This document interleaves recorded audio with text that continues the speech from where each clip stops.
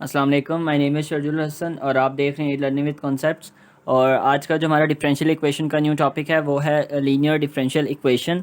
Linear differential equation अगर मैं उसको जनरलाइज फॉर्म में लिखूं तो हमारे पास d y by d x is a plus p of x, और इसके साथ कोई भी फंक्शन हमारे पास वाई होगा similarly is equals to the q of x हमारे पास एक फंक्शन होगा।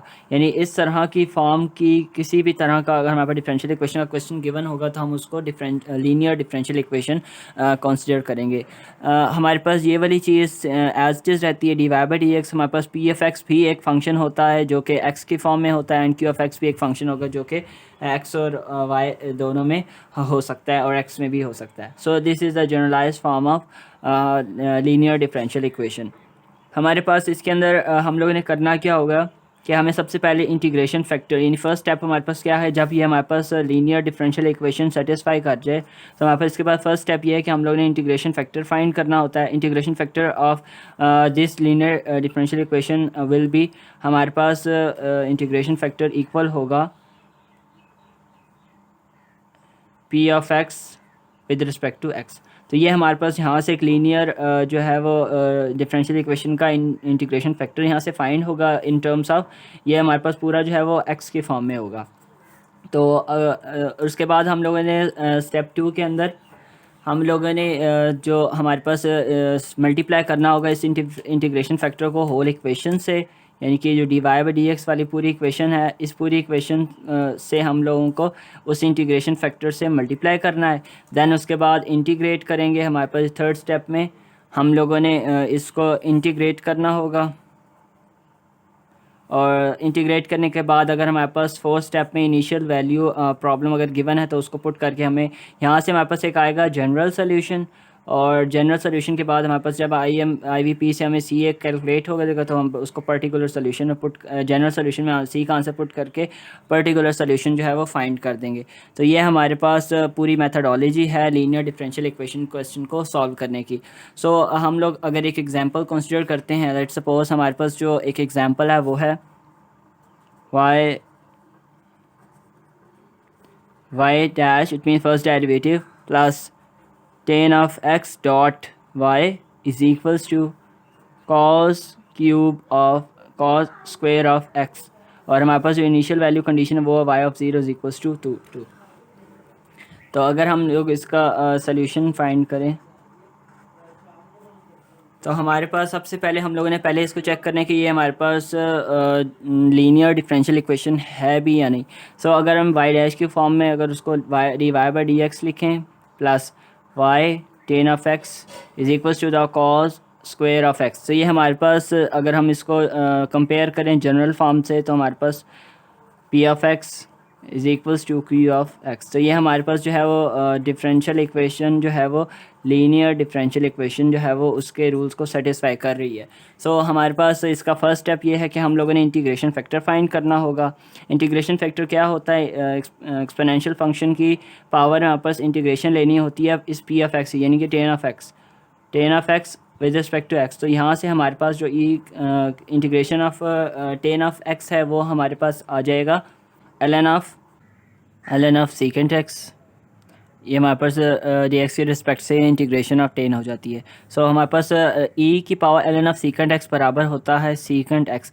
लाइक अगर हमारे पास ये रूल होता है कि ln ऑफ अगर एक्स है तो एक्स जो भी होगा वो उस एक्सपोनेंशियल फंक्शन की पावर में अगर लॉगरिथम के साथ है तो वो एक्स उसी के इक्वल आ जाता है। सो हमारे पास ये इंटीग्रेशन फैक्टर जो है वो निकल आता है सेकेंड एक्स। सो हम लोगों ने बेसिकली अब करना क्या है कि इस इंटीग्रेशन फैक्टर को इस पूरी जो हमारे पास क्वेश्चन था उसके साथ हम लोगों ने मल्टीप्लाई करवाना है। सो हमारे पास secant is this your second step, secant x d y by d x plus y tan x secant x is equals to secant x cos square x. तो हमारे पास ये है, हमारे पास जब हम लोगों ने सेकेंड एक्स को मल्टीप्लाई करवाया तो हमारे पास ये फॉर्म बन गई। अगर आप ध्यान से देखें सो अगर मैं इसको थोड़ा सा रीअरेंज करके लिखूँ लेफ्ट हैंड साइड को तो हमारे पास ये कुछ इस तरह से फॉर्म बनेगी, d by d x of y plus y s t d by d x of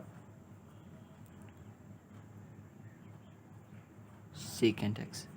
सो ये हमारे पास बेसिकली क्या है this is your the product rule of secant x and y. So ये हमारे पास बन जाता है d by d x of secant y secant x dot y. ये हमारे पास प्रोडक्ट रूल बन जाता है। राइट साइड पे हमारे पास सीकेंट होता है 1/cos, कॉस, तो एक कॉस मल्टीप्लाई हो जाएगा तो ये कॉस एक्स बच जाएगा। सिमिलरली कॉस एक्स, देन उसके बाद इंटीग्रेशन थर्ड स्टेप हमारे पास क्या है, इंटीग्रेशन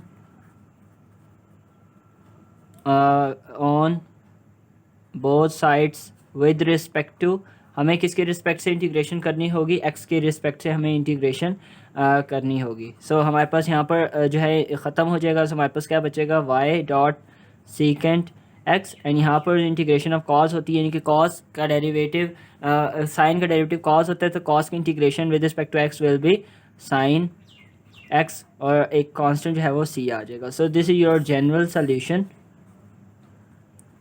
इस जनरल सोल्यूशन को अगर हमारे पास इसके अंदर अगर हम सी को कैलकुलेट कर लें, so this is our particular solution. So हमारे पास जो इनिशियल वैल्यू कंडीशन है दैट इज़ योर स्टेप 4।